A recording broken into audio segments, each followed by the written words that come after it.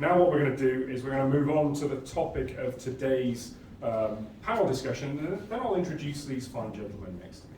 So the theme for today is the UN Decade of the Oceans, 2021 to 2030, marine robotics and autonomous sensing for sustainable oceans. So specifically what we're going to do is we're going to focus on how marine robotics and autonomous sensing can contribute to the 10-decade goals, the challenges set out by the UN. And there are some obvious links in those 10 challenges. I'm not going to go into all of them, but looking at a couple, number one, understand and beat marine pollution. That's a key target. Sustainability and feed the global population. As aquaculture develops, that's going to have to be an area of growth. Develop a sustainable and equitable ocean economy. Expand the global ocean observing system. And then skills, knowledge, and technology for all, actually opening it up to everybody and lowering the entry barriers. So there are some wider contributions, of course, that marine robotics can make here, and we'll get around to discussing some of those.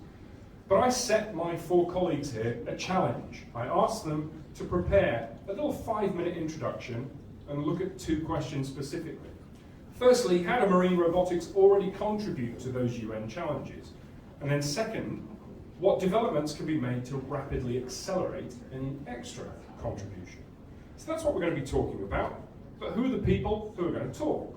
Well, first of all, we've got John, sat in the middle here. So John's from NTNU, marine physical scientist with degrees in mathematics, physics, polar oceanography, and glaciology, coupled with extensive senior management and technology development experience, combining a holistic, big picture vision with an environmental conservation and sustainability focus.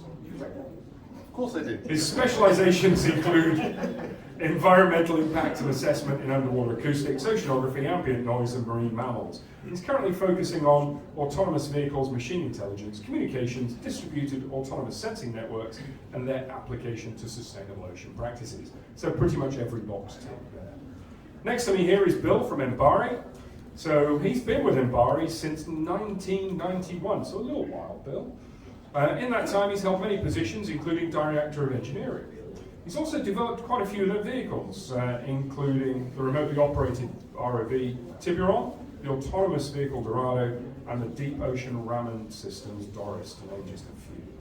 Technical expeditions for Bill have included operating autonomous underwater vehicles under Arctic ice, 3 months in Antarctica with the Australian Antarctic Division, working in the field near Casey Station, piloting the ROV Jason in the Mariana Trench, and diving with the human-occupied submersible Alvin to 4,370 meters depth. Bill's also active in the community, so he's an adjunct professor at Santa Clara University. He's also, more importantly, the treasurer for the IEEE OES. Oh, I got voted out. Oh, you got voted out. So don't ask Bill for money. Okay, but I presume you're still the co-chair of the AUV section. Yes. Yes, excellent. Then at the end we have Neil Bose. So Neil was appointed as Memorial's Vice President of Research in August 2017, and he assumed his new role in November of that year. In July this year he was reappointed to the role, and in September he became the Interim Provost and Vice President Academic. So prior to this VP of Research appointment, he served as the principal of the Australian Maritime College in Launceston in Tasmania. While he was there, he was also the director of AMC's Centre for Maritime Engineering and Hydrodynamics. He joined the college in May of 2007 as the manager of the Australian Maritime Hydrodynamics Research Centre.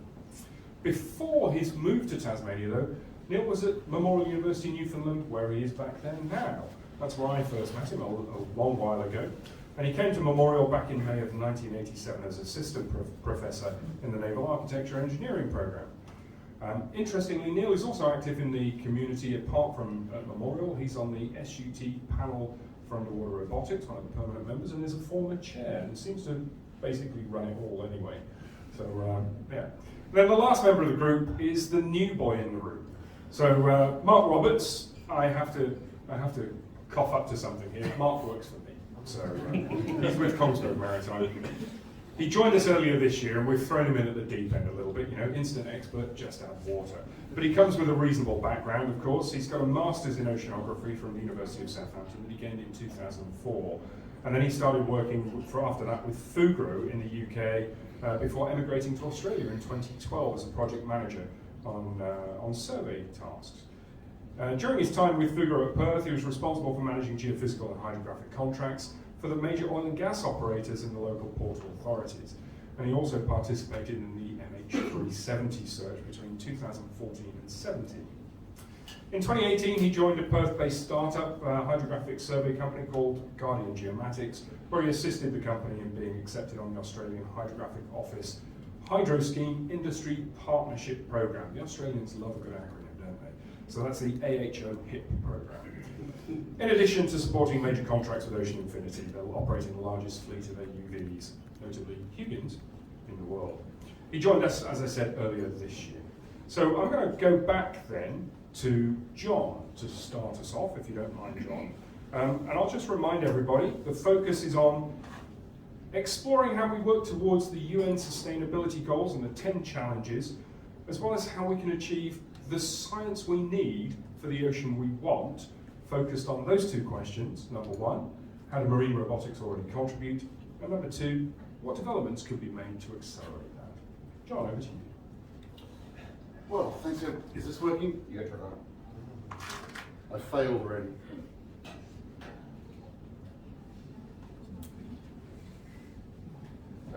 I normally have a loud enough voice. You can't hear me? Oh, there's one here. A little bit. Okay, let's try that. Okay, so thanks everybody for still being here. I have to admit, I'm very pleasantly surprised to see so many people still here. I think it has something to do with the content of this last so I don't expect it to last any longer than the beer, so I'll be short. It seems to me that robotics and AUVs go back probably about 3 decades, more or less. And as I was discussing with a colleague a little earlier, for most of those 3 decades, they have been mostly academic curiosities, research vehicles, with a few rather specialized and normally very expensive military systems that not everybody's necessarily come across. I think in a decade's time, we'll look back and we'll see this point as being a kind of turning point in the maturity of marine robotics, when a lot of technologies came together to make it cheaper, faster, lighter, lower power, all of the metrics that you might want to make things more democratized, to support the use of marine robotics, take it out of the domain of those with deep pockets, and military budgets, of course, have always been relatively deep-pocketed.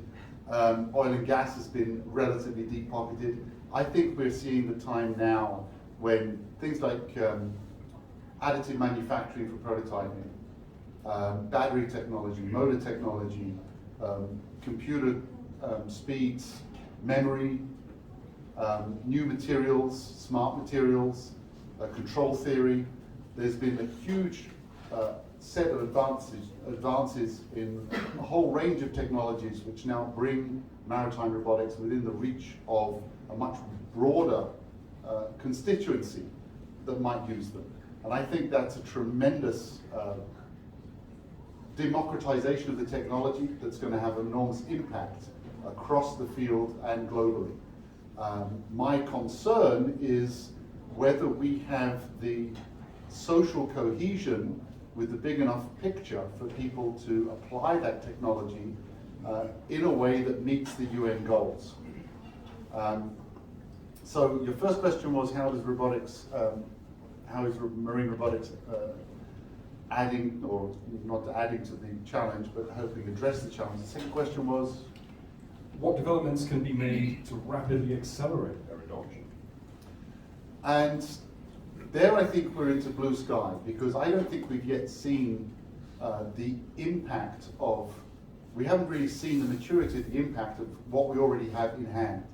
We've heard today about some very big vehicles, 7 tons plus, 11 meters. We hear about very small vehicles, swarms, for example, with emergent behavior. They all have their advantages. Big vehicles bring the possibility to launch the vehicle from the quayside without a mothership and be out there for 2 weeks, motor out to somewhere that has the way it needs to work, and motor back again. This brings potentially enormous savings. Small vehicles, fantastic. You can make a swarm, you can deploy them from a vessel of opportunity, a rowboat if you like, from a bucket. It brings within reach a lot of very interesting potentials. I don't think we've yet seen what those are all capable of. And I think whilst on the one hand there's been a consolidation in the marketplace with the commercially available systems, I think we're seeing a kind of new wave of technologies which are going to make a big difference to the way marine robotics behaves and what it delivers to these challenges. And so I think we already have enough new stuff that we don't yet see the full implications of, which are already breaking on the scene. Thank you, John. Let's head over to Neil at the far side. You can pass that over. I realise it already.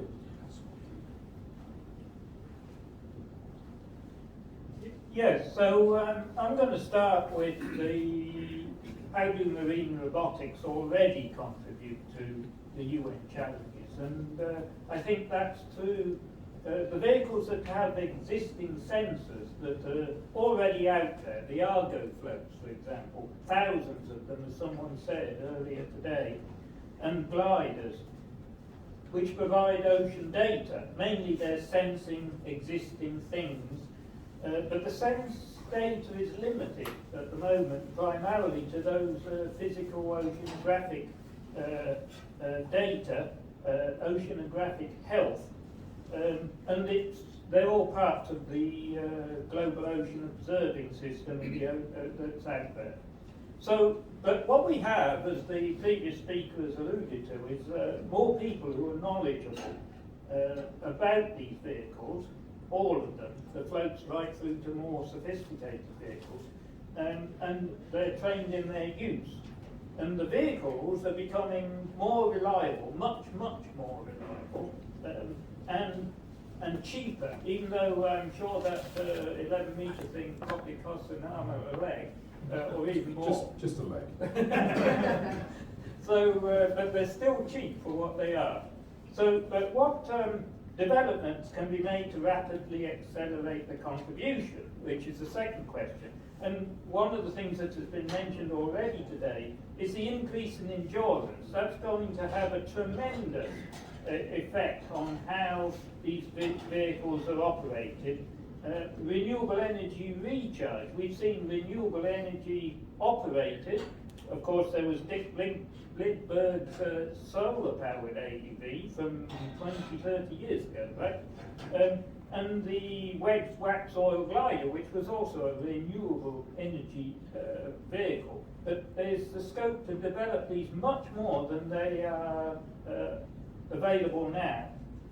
So, how are they going to be used? Well, I can see that they're going to be expanded as sentinels of what's out there. So the buoys, the Argo floats, are sentinels of what's out there. But you can see that the vehicles can be developed much more to do other things, to sense marine pollution, say, looking out for oil spills. If we've got a whole slew of vehicles out there looking for things going wrong or things going amiss, then these vehicles can be out there on a permanent basis sending that data back. And if their endurance is high, like gliders are even today, 30 days or more, then you can see that they can be out there for long periods of time getting this data back and reporting back. But it can be more than just one is oil sensing around offshore installations. A series of vehicles out there to give you early warning. In coastal waters, it can be to watch for chemical runoff from the shore, radiation and so on. One can also have vehicles that are out looking for extreme climate changes. In extreme climate locations, such as the Arctic, Antarctic, once we solve the problem of long-term operation in ice-covered waters. So increasing the energy storage and power to enable targeted short-term operations as well. So you can see that vehicles, we had a paper today about docking stations, and so the vehicles can be reporting back to a docking station, recharge, going off autonomously to do another mission. And that technology already exists from many years back, but it can be developed further. But beyond just monitoring, I think there's the opportunity to have vehicles that are also actually collecting pollutants. So we've seen a young company in Korea already developing, is it an AUV, is it an ROV, but what it's doing is operating as an oil skimmer. And you can imagine swarms of larger oil skimmers that are deployed, released to skim oil, say, after an oil spill disaster. At the moment we have to operate ships very expensively to do that, and can still only skim from the surface. But you can imagine that autonomous underwater vehicles could also be able to skim below the surface, where pollutants are driven down by wave action or for other reasons. We can see that autonomous vehicles could be used to trawl for various pollutants in the ocean, the microplastics, or even the larger lumps of plastic that are being swept down to sea from through our rivers out to the open ocean. So, but we're talking about underwater vehicles, so one of the key advantages is not just to skim off things off the surface, it's to operate at depth. And we know that most of our pollutants are in fact not at the surface. They're also far deep in our oceans, and that's where the autonomous underwater vehicles can operate as well. So we know, we're beginning to learn that microplastics are, again, not just at the surface, but taken down deep into the ocean. And so I can see the development of these vehicles more and more to act autonomously for not just descent, but also to clear up some of the mess that's been put out there by humans. Thank you, Neil. So we're halfway through the introductions now. I'd like to remind everybody, whilst they are chewing or drinking or looking at their phones, to be thinking about what you've heard and what you are about to hear. That includes the audience online.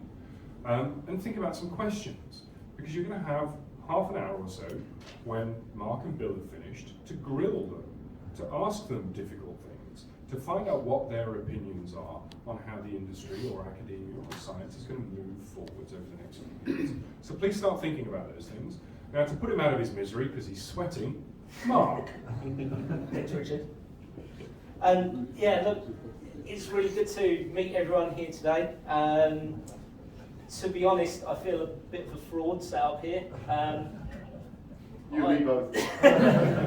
My background isn't marine autonomy, really. Originally, from leaving university, I started out as a field scientist working for a coral conservation project in Fiji, and then moved into a marine environmental scientist role with a survey company over in the UK doing habitat mapping, ecosystem monitoring. Oh, sorry, can everyone hear me? Yeah, I thought I had allowed my voice. Online audience. This is for the virtual audience. Oh yeah, apologies. So yeah, look, I feel a bit of a fraud sat here. I started my career a long way from marine autonomy, but what it did give me was a real understanding of how we as a race rely on the oceans, how important it is to us, and the impact we have on the oceans, whether it's through exploitation, through oil and gas, dredging, renewables, whether it's climate change, overfishing, pollution in general. And those 6-7 years made me realise that data is the key, data is the key to understanding the oceans. It's key to understanding how to develop a sustainable ocean. And I think one of the hardest or the most difficult things that's happened over the last, ever since ocean observation started, is to be able to get a temporal and spatial perspective to obtain meaningful data of the oceans. And I think that's really where marine autonomy and marine robotics is going to step in. I think that's where, as you alluded to earlier, I think we're at a step change in marine autonomy. When you look at it from a scientific perspective, it's been a long time coming. We've gone through this phase of having human intervention and human interaction. We haven't really had a fully autonomous capability. And I really think now, with the onset of the development of artificial intelligence and in-mission learning and decision capabilities, I think that's really where in the next, well, hopefully it's already happened or started, where we will be going through a big change in marine autonomy. One of the things that I find fascinating or exciting about marine autonomy is how far it stretches within the maritime domain, whether it's, it covers multiple industries. It covers seafaring itself through autopilot and auto shipping, etc. And it covers oil and gas, fishing, research, hydrography, a whole heap of industries throughout the maritime domain. And it also covers multiple facets and serves multiple purposes. I mean, one of them being removing, or for safety reasons, removing a human from the line of fire or a dangerous environment to replacing them with a robot. It's used for reducing emissions, reducing costs, reducing fuel consumption. There's a whole raft of uses for marine autonomy. And I think that's the exciting times we're in.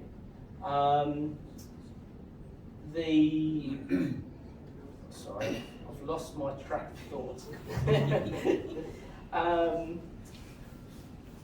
Thanks, John.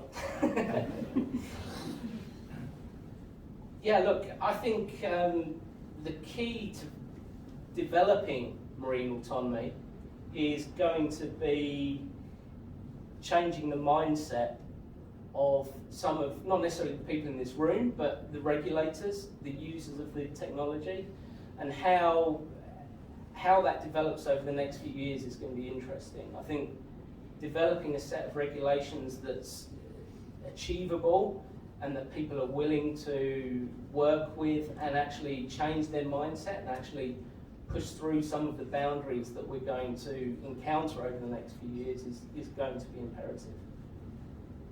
Thank you, Mark. So finally, Bill. Did anybody here ever watch Blazing Saddles? Several times. I'm going to whip this out. Anyway, okay, marine robotics. By the way, can I take a side note here? You said something right now that just took me aback. Oh. About 0.001% of distance travel. So a bit of my history, I worked at Lockheed before I joined Embari, and I worked on a super double secret project called PUNS, the Precision Underwater Navigation System. That was the very first GPS to INS to DVL system built. We didn't even have enough satellites. We'd only work at night sometimes or whenever for very brief periods. We got nothing like that. It's amazing. That was in '86, I guess, something like that. So, and to be really secret, the company that made the DVL was called Amatec, but we called it Katina, so a fool of Russians. So, but it's just amazing to see the change. 0.001%. A few years ago, we built a system in Embari, and we're at 0.03%. Nobody could beat it at the time. So it's just the change in such a short period is amazing. And I think that leads into this whole question about marine robotics and what it's doing in terms of contributing. And it's changing so fast. I remember when HOVs, or human occupied vehicles, were the thing. And talking to scientists back in the early 90s, there was a huge debate with them about how you could You couldn't beat an HOV, you had to have the human eye, right? Nobody wanted an ROV. Finally, we started using ROVs, and they realized that, has anybody here been in Alvin? Okay, Alvin, you see out a port about this big on the side. The pilot actually looks out the front. So they've got a camera, and then they're using a little handy cam screen to see what the pilot's seeing. So when I went down this thing, I said, you guys are blind. That's a polite way to say it. So ROVs give you a longer period of time with higher resolution, and now with the cameras, better resolution than your eye. So that's the kind of change we're seeing. Then AUVs came along. And, I just saw the uptake of people expanding into AUVs much faster than they adopted to ROVs. And so I think the change is coming. Then when we came out with small AUVs, there's another big step in the curve about adopting technology. And then we got into gliders, which, by the way, are nothing but an Argo float with wings. That's where it came from. So but nobody calls an Argo float a vehicle, but it really is. So the question now is, what do we mean in these days when we say robotics? So right now I have a side company that I don't talk about much in public, but I'm consulting for a company. It's a good friend of mine, a PhD out of Stanford, and she started a company making these instrumented buoys that go on fishing gear, so we can stop this ghost fishing and all the fishing gear that's in the world being lost. Right now, almost 90% of the plastics in the ocean pollution are actually fishing gear. So we see all these pictures of bottles, plastic bottles and so forth, and that's not really it. It's almost all fishing gear. So if we can stop that, you've got a huge impact there. And the ghost fishing is where we're losing a lot of animals because they get stuck in that gear and we don't even want them. So right now, the lobster fisheries in dire straits with the government in America being shut down because of the right whale. Because the right whales are being killed off by getting entangled in fishing gear. So now this young lady has created a product where if the whale gets in there, it's by using satellite, right? It's moving and it's reporting, hey, this thing's moving at a certain speed, and it's obviously not broken free. It's not fishing gear that's floating away. The fishermen love it. So she did two things. She engaged the community and gave them something they need to make their life better and save their industry. And I think that's what robotics is starting to do now. We're seeing a lot of people adopt them and start to move into them, where it was just a scientific curiosity and engineering fun thing for a long time. Now it's becoming really serious, and we're seeing really good things happen. Another thing, and the guys, Venu and all these people from IEEE remember, this used to be just an AUV conference. So when it got started, it was only AUVs. A number of years ago, I actually changed it to become autonomous marine systems. And the reason is we're starting to do aerial vehicles, surface vehicles, subsurface vehicles, and we're integrating them to do these jobs. And I think that's the kind of thing we're doing right now that's changing things. We're looking at the water conditions. We can do much faster responses. You can see what's, in fact, one of the vehicles in Bari was the first responder to the Deepwater Horizon problem. We have a water sampling vehicle. But we don't deliver payloads. Our vehicle does not deliver systems to go out and monitor things and whatnot. So earlier, I was talking to somebody, I asked a question, actually, what it was, about the EEZ, and that's the new horizon in terms of sustainability. Right now, a lot of countries are invading other people's resources, and that's something that's going to have to be managed dramatically because they're killing off the seas. We've got to change that. And so we really need to have some way of taking these surface systems, like you have at Purdue, and we had a conversation today about how to make them stay out there longer, and be, I think there's a product in it for you. That you were sort of saying, well, I'm not going to worry about it, but I think it really is. And so we need to get that kind of thing moving where we're starting to adopt these systems in different ways and starting to redefine what we consider a robotic vehicle. So, so Argo floats are actually a vehicle, right? That's where the gliders came from. They just put wings on them horizontal instead of up and down. So those are the kinds of things. So I'd say today we're on the verge of actually making some big changes. I think the future is even going to be bigger. So Hayato Kondo is also on the committee that put in this conference before us. He's been very active in the background. But he did a vehicle a number of years ago in Japan that was a prototype. And they bred these fish in a cage. He put this robot in there, and using light and a little lever, he taught the fish to feed themselves. Every time they pushed the lever, some food would come out. So they would school with the vehicle. So that had two things he was doing. One, the Japanese were trying to make a mutated version of tuna so they could keep tuna coming, because they know they were losing them. But the other thing is, you didn't have the problem like salmon farms where you're having all the pollution taking out the water, right? If you can get the salmon to follow the thing and feed themselves, and you're out in the open ocean, you don't have these pollution problems. So that kind of thing is coming. And then I think another one that we're probably going to see is automated fishing. It sounds like it's crazy, I know, but I think we're going to do away with bycatch. So we're going to, as the future goes on, I think some of the younger people in here, there's already automated nets, right? They're being towed and they're filming the fish. It's like, okay, I don't need that one, it's too small. They're classifying them, they're opening the net up and letting them out. Same thing with the lobster traps and so forth. They have a way of letting them out when they're too small in that. So we're going to have to automate some of that. And then, like the buoys again, go back to that. The crab fishers up in Alaska are starting to use it because sometimes the weather is so bad, it's dangerous. But they know where the buoy is. So they just wait until the weather gets a little better. So I think that's the future, is we're going to see applications with the robots with new users that we aren't seeing today come to our meetings and so forth. I really think that's a big future for the young people. You're going to really see a change in how we operate in the ocean. And so that's my 5 minutes. Thank you, Bill. So before I throw questions open to the floor, I've got a couple to warm them up. Okay? So pin them back, get ready. They're going to come thick and fast, the first couple, before we get into a reasonably deep and testing question. So what I would like, in answers of one word, is from a technological standpoint. That could be hardware, it could be processing, it could be software. But from a technological standpoint, what is the most exciting development that you're looking forward to over the next 5 years in autonomous underwater vehicles? Now, because he sat on the end and frowning, I'm going to go to Neil first.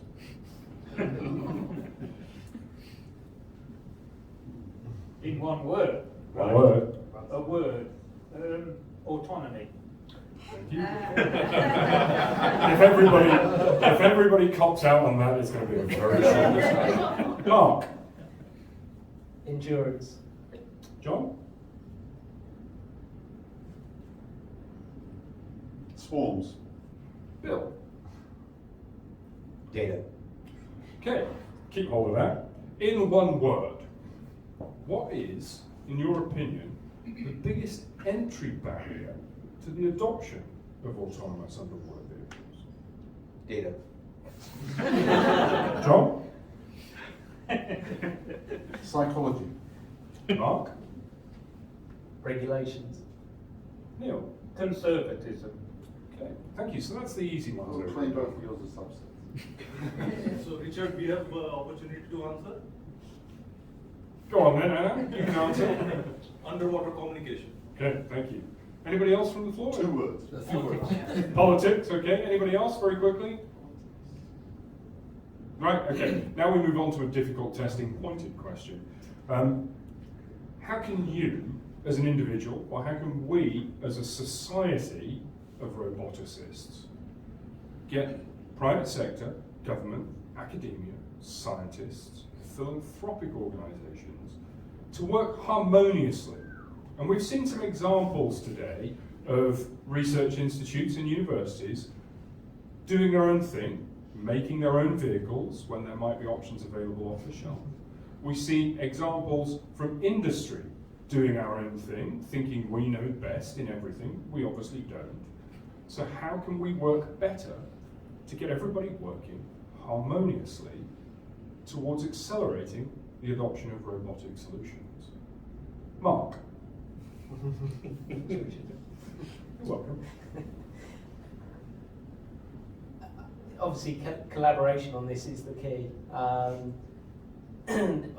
I actually spoke to an Australian government organisation before coming across to ask them this exact question.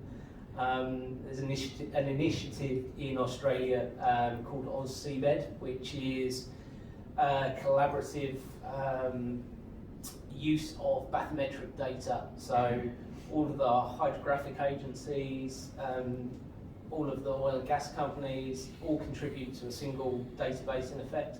So they've set up, initially it started with a round of stakeholder meetings, and ultimately it came down to buy-in from a number of parties, whether it was governmental, research, commercial entities, all buying into the same goal in effect. And I asked the question, why do you think it has been successful? It's been going on for 5 or 6 years and has genuinely been a success. And the first comment was timing, and it was purely, or they felt at that time, it was purely about timing. It was a government contract coming out, so it was a convenient time for a lot of people to be joining together, joining forces.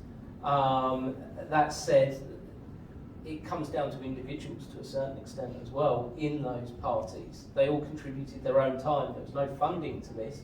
There is now, but there needs to be buy-in from all these entities to want to make this happen. And I think that would be my initial answer to it. Thanks, Mark. Bill? What was the question? In terms of getting people to cooperate, I think we're seeing a lot of that start up and get into things. The problem historically has been that, and as technologists, for example, how many of you go to regular science conferences? A few of us, right? So the customer base for my particular group is usually scientists, and we don't connect with them very often. So it's the same thing with fisheries, right? I don't go to any fishery meetings. Do you? Yeah. Okay. It's kind of my job, though. Yeah. But that's one of the problems, and I think Neil hit on something too. Conservatism is actually a problem. One of the biggest issues with people who are doing this in the ocean for business purposes, right? They make a living, is they're not willing to risk things. The oil companies are notorious for this, right? You can have the best solution to do automated work for them. I remember when the pipeline survey stuff was going to AUVs, it took forever. They would not trust the vehicles to do that. Now it's standard. In fact, now they're using them to actually find the leaks, locate them for you, and so forth. But in the early days, talking to an oil company about using a vehicle to do this kind of work, it was like, you're going to hit the pipe and break it. They had all going around the rig, right where all the wellheads are and stuff. They're still nasty about not doing that. Conservatives all. They're just frightened when we know that we could actually do it quite safely. So I think that's the kind of problem that we're facing with certain groups. But the pressures of life are starting to change that, like the fisheries and the oil companies. The oil companies want to go under the ice, up in Norway and so forth. They want to start drilling under the ice and working under the ice. And the only way they're going to be able to do that is with robots. Right? It's just not going to have platforms sticking through the ice. So I think the pressures of these things, and then the constant monitoring, environmental monitoring being required by governments, they'll start to turn these tides. Now the problem is going to be us developing a technology that answer those problems. That's we have really cool stuff, but I don't think we have the right answers for everything yet. Thanks, Bill. John, how would you get everybody working together? So, yeah, I have to start with a slightly cringing reaction to something Bill said. I really don't believe the future sustainability lies in drilling under the ice for oil and gas. Exactly either. But the implication was that marine robotics would help them do that, which I'd rather not see. But that's just a personal preference. Now, for me, getting everybody on board is about standing in the shoes of all the stakeholders, because people will only make choices based on the values that they see.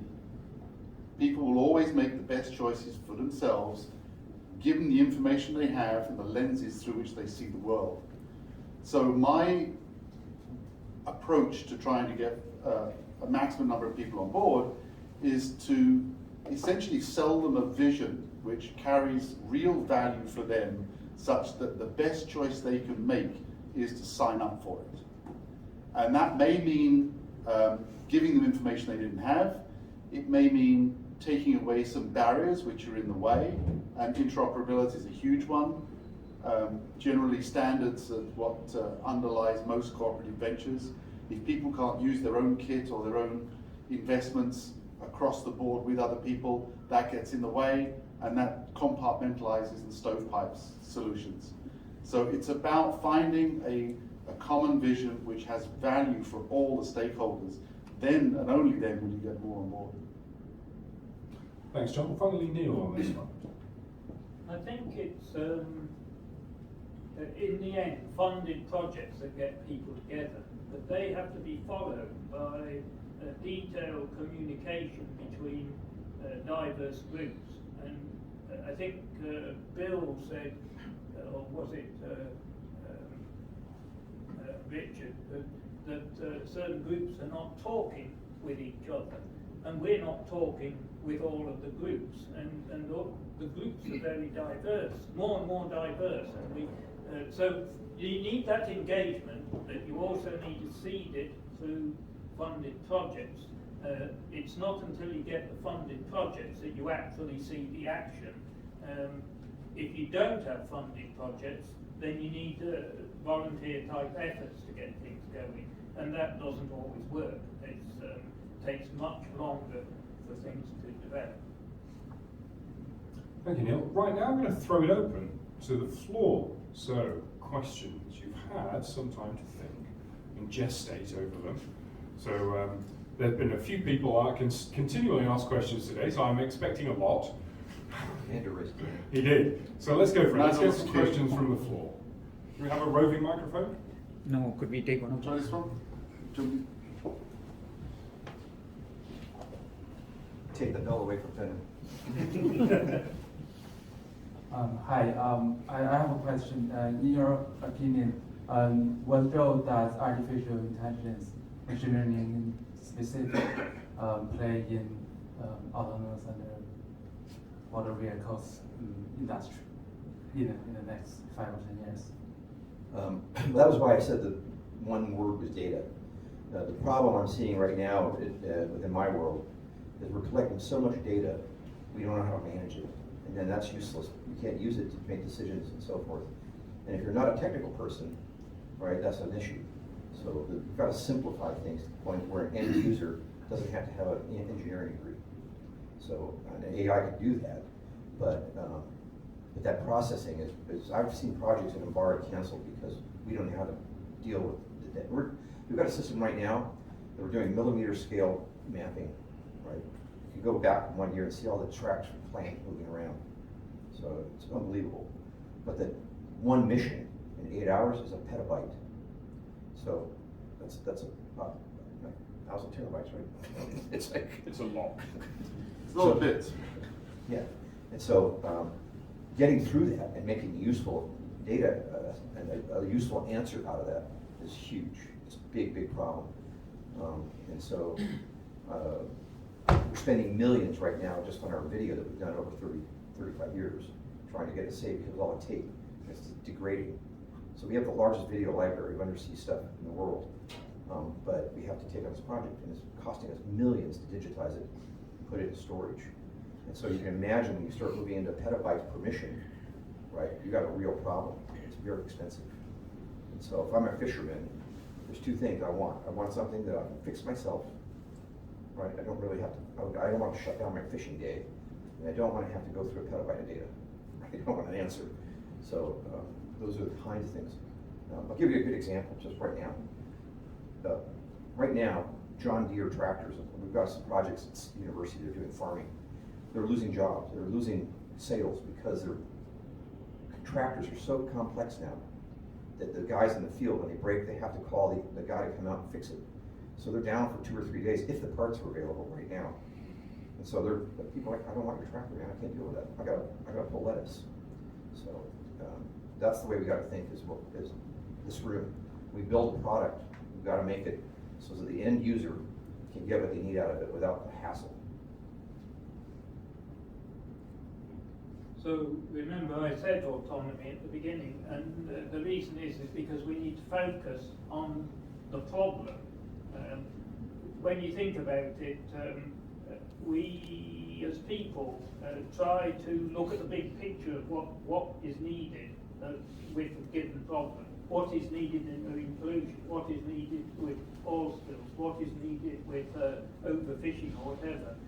We don't want masses and masses of information because, or at least we need the information, but we need to be able to distill an answer out of it. And autonomy, autonomously getting to the end result, is one way of getting through that those masses of information. Just to follow up the data and autonomy thing, because what I noticed is that compared to normal online robotics and machine learning world, the underwater world, it's really difficult to have some large open data set that everyone can access and run their algorithm there. And I feel like that's a very important aspect that machine learning has been developed very fast in the few decades. That's because we have tons of open data set that other people can try to develop better and better algorithm on that. I'm wondering what's your take on data sharing? If nobody minds, can I hear a little bit an answer? I know I'm the moderator, but actually have an opinion on this. It's unheard of. I know Richard's got an opinion. So I'm amazed. we use AI today. There are some challenges in doing that.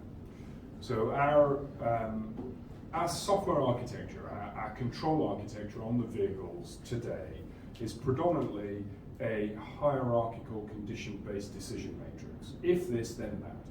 I'm here, I see this, do that. Very predictive, very mundane, and it's been that way for 30 years. We overlay on top of that some in-mission processing of the sensor data that's collected on board.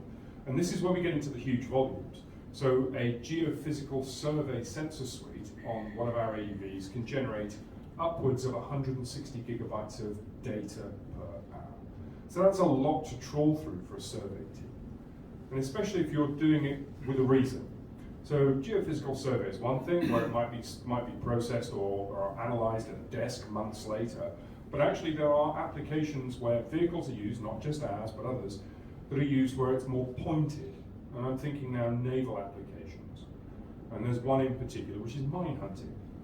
So expeditionary mine countermeasures includes the requirement to quickly clear a route for a fleet to go through, or to say no, a fleet can't go through there. So actually you have to positively identify mines in that environment. So on top of the processed mission data in our vehicles, we run something called SITAR, which is a heuristic deep learning algorithm, so it's a subset of AI. And that picks out of the sonar data mine-like objects measured against a library of targets that are stored on board the vehicle. It gives them a percentage measure of confidence based on how many views it gets of that target and how well it represents what it has. So that gets you the detection and the classification with a percentage measure of confidence. We then feed the top X% back into the guidance system, so that's where the adaptive autonomy comes in.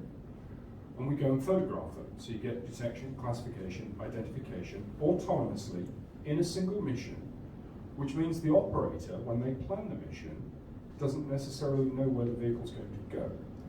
So that takes another challenge into account, trust. How do we build trust in the adoption of AI when the term AI normally means to people Robocop, Skynet, whatever, world's going to die, you know. So we have some challenges to obtain trust in those environments. We're getting there. As an industry, we're getting there very slowly, and as academia and researchers, we're getting there, I think, a little quicker. If you have a look at a screen out there in the lobby tomorrow when we come in, there's a video that shows our latest mission planning system, because we're going away from event-based, condition-based mission planning to goal-based mission planning, and the adoption of AI pre-deployment. So actually we draw a box, we select an activity, we set some criteria, and it works it out for itself. So we're now deploying that on a commercial basis. So the industry is slowly getting there, but it will take time. Neil, you've answered already, haven't you? Mark, anything to add? off. The- Get switched on, yeah. It was the adoption of AI. Yeah, like I said earlier, I think it really is the key to things developing. I think, John, you mentioned swarms earlier. I think that will be, well, it's imperative to swarms, basically, to have that capability to make a decision in mission, and that's where we're making big steps, I believe, in the next, well, hopefully next few years to bring this in. John? Yeah, just to back up and to echo some of the things that Bill was saying. I don't have to agree with everything he's saying. No, I'm with Bill on the idea that we absolutely need AI to process and make sense of the vast amount of data we're collecting. That's something we can no longer do without AI. I think it's also true that future systems will be much more AI driven, to the extent that we will not know what the system is up to for much of the time.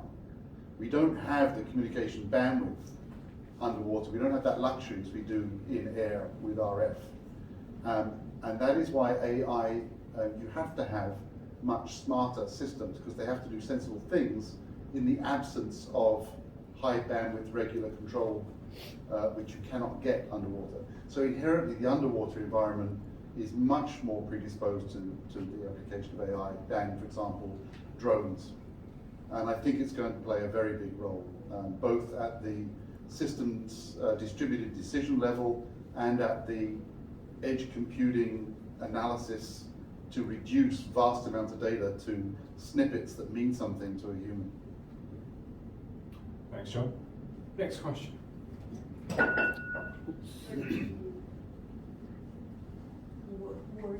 You go for it, Neil. So, You have possession of the talking stick.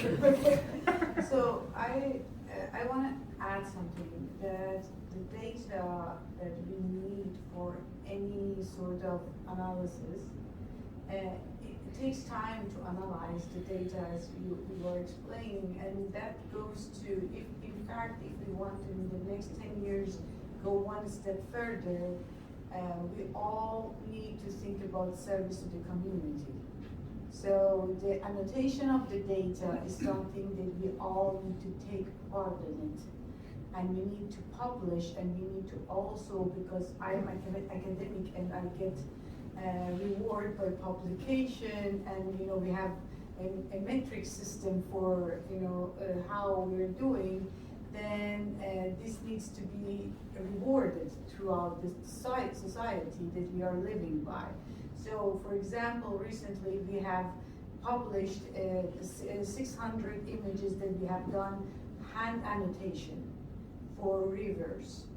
So this is something that it was a gap. We thought that we are doing this, we gather the data, and we are publicly making it available. Now, if it becomes a custom in our community, then we can do wonders with making data available and then develop algorithms.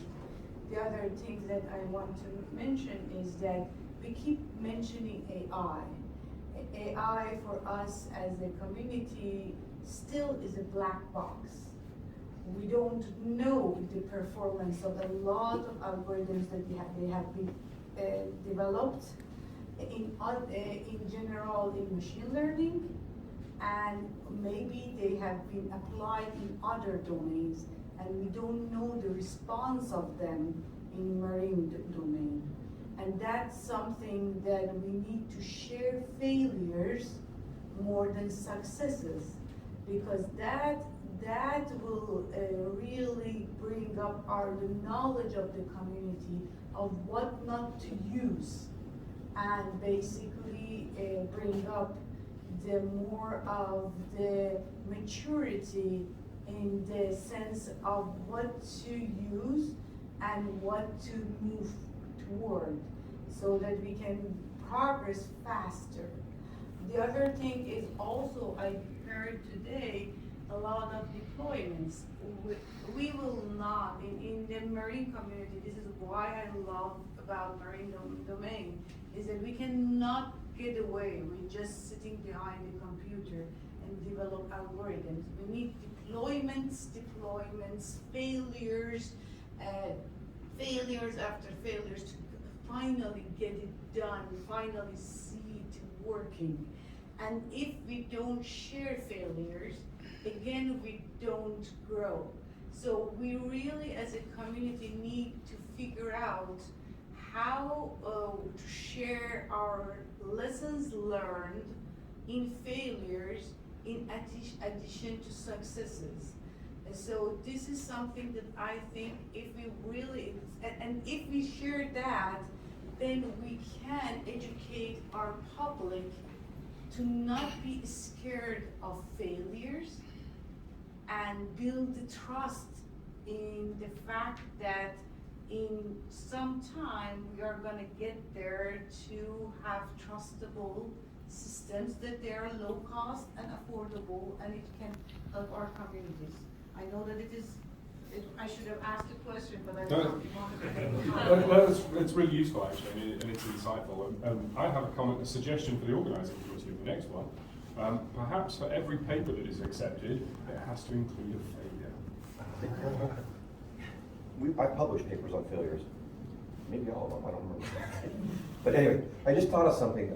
AI, and one of the reasons it's a problem is the public sees that as a robot becoming self-aware, making decisions that it can go against you. So I would suggest possibly we should think as a community about changing it. This happened to the science community when they were using global warming. And it got poo-pooed and whatnot, and so finally they went to climate change. So if you look, nobody says global warming anymore, they say climate change. And then that changed the whole narrative about how they spoke with the public and so forth. So AI may be the wrong term to use, because to the public, that means this robot can take off and kill me, or drive my car into a wall because it's upset that day. So it's with this self-awareness thinking. So it's something to think about. Maybe we create a different term that says, because right now we don't have self-aware robotics. We just don't. They're really, really fancy computer programs that can do a lot of things. And they use the data to make new decisions based on some algorithms we've written, but they're not self-aware. And so we need to get that fear factor away, and that's what the environmental community did. They actually just changed the name for the discussion to happen with the public. So I just put that out there as something to think about. Thanks, Bill. Ben, I'm going to be a little cheeky. Behind you, somebody's been waiting since the first question was asked, and he's been waiting ever so patiently. Thank you. I can have a peer review. Thank you. So I think a lot of the things that I'm hearing in the room here and what I heard today, they excite me in terms of what the future is. But at the same time, they scare me in terms of what the future is. I think with any technology, there are good ways to use it and there are not so good ways to use it. I would love to hear the panel's thoughts on what can we do to avoid the not so good ways to use technology in the future as we develop all of this technology that I think all of us are excited about. That's a challenging question. I'm going to ask for a volunteer to go first. Neil. We live in a terrible world, and we live, especially in the last 6-8 months, we've seen change which we hope we would never see. At least I hoped I would never see. So there's always going to be someone who takes what has been developed and decides to operate it in a way we'd rather not see. On the other hand, we've also seen a lot of autonomous technology used in the war between Ukraine and Russia, which is,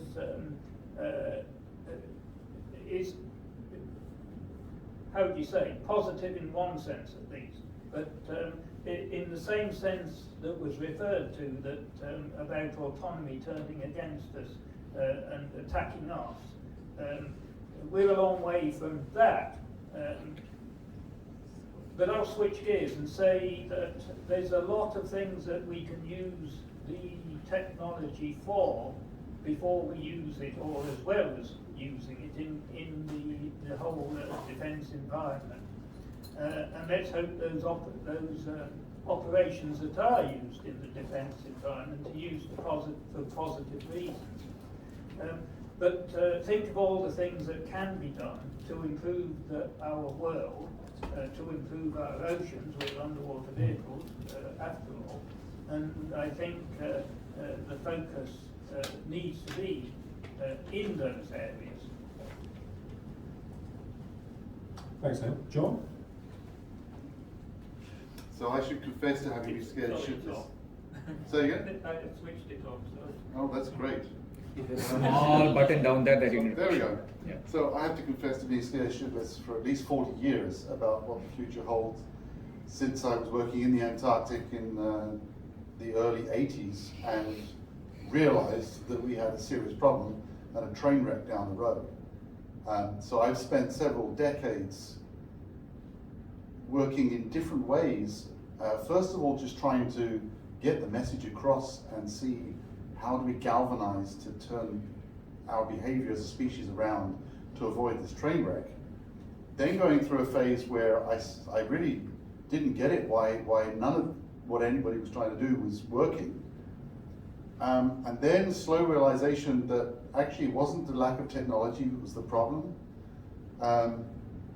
It was a lot of politics and behavioral psychology and the fact that people are not equipped to think on the spatial or temporal scales to get their heads around the problem, and they're not equipped to collaborate across nations.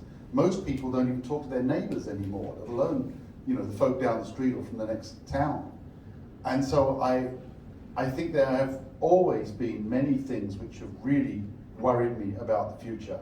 And what you've alluded to, things like AI, is just one more on top of that pile. Personally, my big concerns are around pollution in various sorts, overpopulation, sustainability, and climate change. And AI comes a little bit further down the list in my way of thinking than those things. But I laud the fact that the EU has an ethics group working on AI, and one of the big issues is assured behavior. And for me, the crux of the matter is, as these systems get smarter and they make choices which you don't necessarily understand, you need to have some kind of assurance that there's no pathological behavioral corner that you don't know about that they could end up wandering into. They might behave and produce the right result for you 99 times out of 100. That's not necessarily good enough. You need to have some way that you understand it has constraints on all the things that it can do. And I would like to see, just as companies now are signing up for sustainability goals or green goals or carbon footprint goals, I would like to see companies signing up for AI assurance goals in a similar way, so that we become a little more sensitive and this is managed, not in the kind of fearful Terminator cartoon sense, not in the blasé where a lot of people in AI say it's just not a problem, but in a way which recognizes that the public are concerned about this, and we don't yet know enough about it to necessarily say that that's not a valid concern. So just to clarify my question a little bit more, so while I completely agree with the thought so far, I'm probably more concerned about people than the machine making decisions. It's the usage of people of that technology rather than what people do. Right, okay. Good. Well, I have to go along with Neil that we're not going to be able to stop certain individuals doing these things. So it's just the way it is. If you build a new technology, somebody's going to abuse it. It's just, I don't know why, but that's how it is. I agree, maybe not drilling into the ice would be a good idea, but it's not my decision, right? I can be against it, but whatever. So there's some realism we got to bring to this too, right? I mean, you know, horseless carriages came out to relieve man's work, and then they turned into tanks, right? So you can see this everywhere. But on the other hand, there's a company in Africa, and I can't remember which country it is. They've got a fleet of something like 300 aerial drones. It's a medical company, and they deliver medicines all over Africa. and they do it reliably every day. They have something like, I don't know, 50 missions a day, delivering medicines that have to be kept cold. They put them in a little package and whatnot, and they airdrop them where they're needed. They have pre-done spots where they deliver. And it's all over this one country, and it's amazing. And the people working there are all locals. Some are very well educated, but a lot of them aren't. They're just regular people who grew up in Africa. And so the technologies, and the planes, by the way, are all stored in pieces. So they're assembled for each mission, so they can store them in a big warehouse. Otherwise, it just takes up too much space. So they have a little checkout procedure and whatnot, but the average guy in Africa can fly these things because they set it up in a very systematic way. And when I saw the video on it, it was really cool. You get it on YouTube. That's where I saw it. I wish I could remember the name of the company, but two guys started this thing and they've involved the entire country in it. And now all these towns get insulin, a lot of vaccines and so forth for malaria drugs and so forth delivered. And all it takes is a cell phone to call them and they ship the stuff out. So that's the kind of good thing you see by using technology. So Google hasn't delivered anything to my house by drone yet, but in Africa they got it working. So. Right. Mark, finally to you. Yeah, I think you're right. Hopefully the pros outweigh the cons. There's obviously controls already put in place with export control. I mean, with preventing certain goods being moved from country to country, etc. So hopefully, I'm assuming AI would form a similar or fit under a similar remit. So hopefully, there will be some form of control put in place. And on that note, I'd like to wrap up. So first of all, I'm going to thank the audience for the questions. There's been some really interesting ones, some challenging ones, I think, for the guys. And then I'd like you all to thank the panel that we've got. So Neil, Mark, John, and Bill. Please thank the panel.